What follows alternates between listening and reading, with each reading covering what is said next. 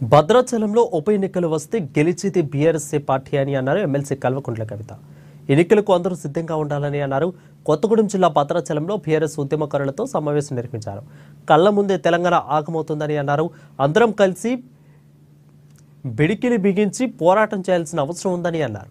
బీఆర్ఎస్లో గెలిచి కాంగ్రెస్లోకి వెళ్లి స్థానిక ఎమ్మెల్యే తెలంగాణ ద్రోహిగా మిగిలిపోయారని అన్నారు కవిత. చాలా మంది ఉద్యోగం లేదు అని అప్పపడుతూ ఉంటుంది.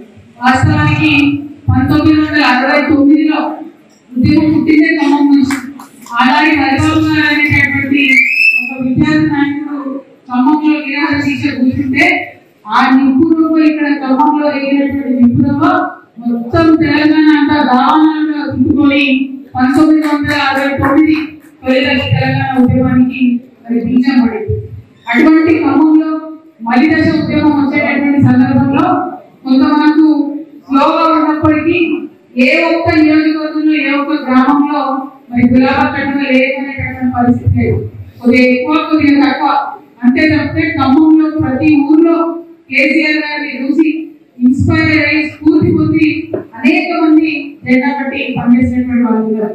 మరి అందులో ప్రధానంగా ఇప్పుడు మనం ఇక్కడ చూసిన ప్రతి విషయంలో ప్రతి చోట ఒకరిద్దరుగా రామూర్తన్న ఉన్నాడు. ఆయన కూడా మొదటి నుంచి గట్టి ఆట పాటపాడి కూడా మరి పార్టీ కోసం పనిచేసినట్టు.